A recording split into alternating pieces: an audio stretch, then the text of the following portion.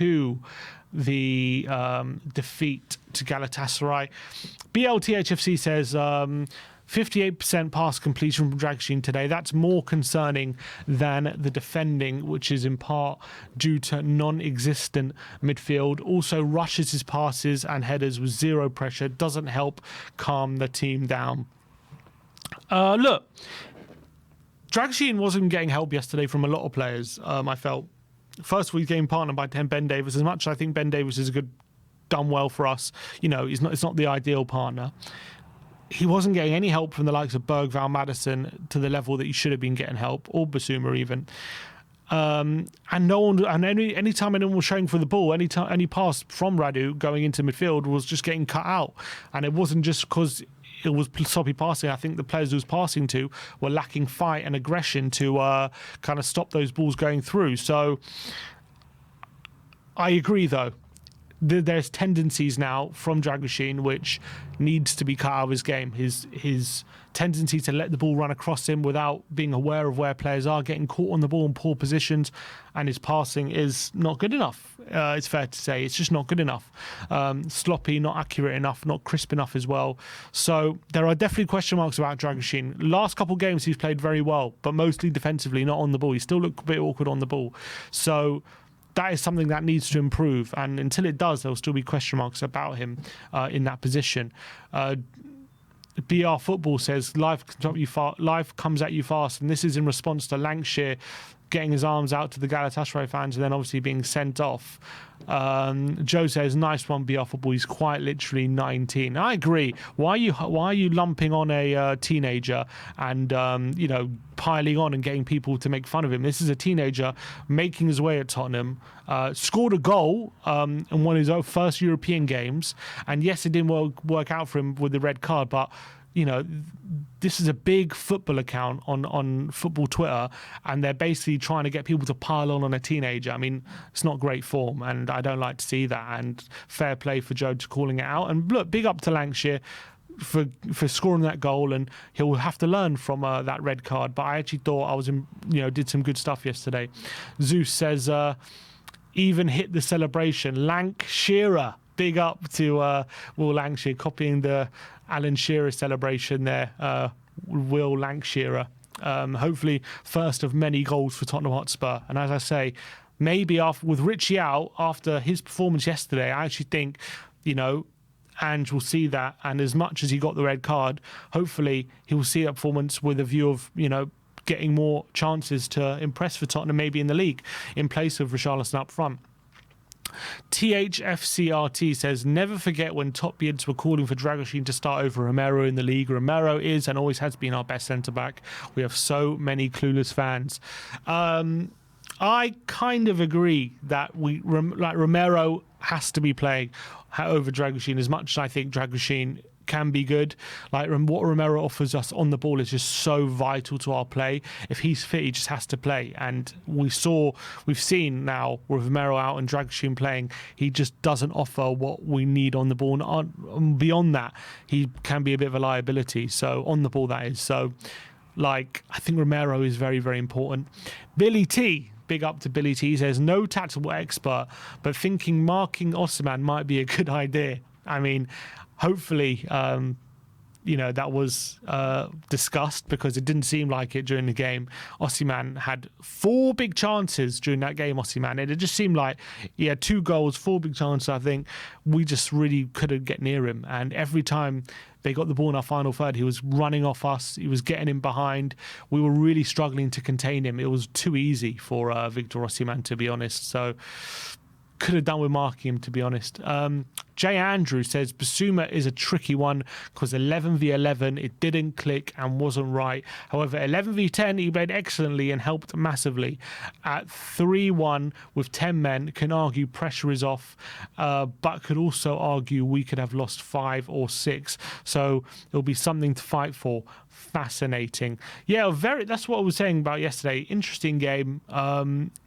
Yes, we deserved to lose by a bigger margin, but the fact we were down to 10 men and 2 goals down and actually made a game of it, got a goal back and could have even got a goal late on and made it 3-3. You got to have a bit of, a bit of something positive to say about the fight we showed near the end, but at the end of the day, the scoreline did flatter us, and it was a disappointing performance. But at least we showed some fight, and it wasn't all bad. So we have something to take away from it. Seb Martin says, a fully fit Bentancur starts in our best midfield every day of the week, by the way. Showed again today, coming on tonight, how important he is. It seems to be we to and fro every week between Bentancur and Bissouma, who's better. I think that we have two very good midfielders there. I think Bentancur is more disciplined in that number 6, and when he's at his best, I do think he's better than Bissouma.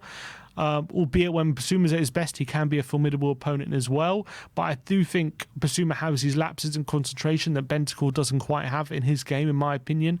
So it's a good debate, well, who's better? But I think it's a good debate, and it just shows we have two good players there.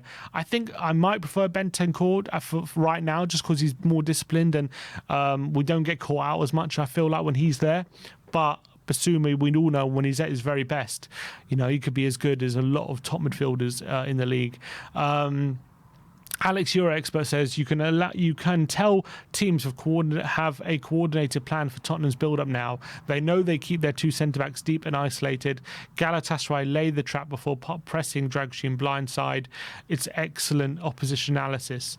Lily White Lab quote retweeting that, saying this only works when Romero isn't playing. If you press Romero in this manner, he breaks the press with ease, and if you got the whole front line taken out of the game, this is why I say Dragusin doesn't fit the system. He's not good enough on the ball, despite being a very good box defender. I think I kind of agree. I do think Spurs do need to help their centre-backs out a bit more, even when Romero's on the pitch. I think we're too far away from them a lot of the time, and that puts a lot of pressure on the centre-backs to find good, quality, clever passes, and also do it quickly when they're being put under pressure. But I do think Romero is very good at that, and I do think Romero doesn't get caught on the ball for that second goal like Dragusin does. And I think as much as our system allows for the opposition to put us under pressure, I think Romero is very good at relieving that pressure, so he doesn't get caught out as much. Lily White Rose with posting a picture of all Lankshear.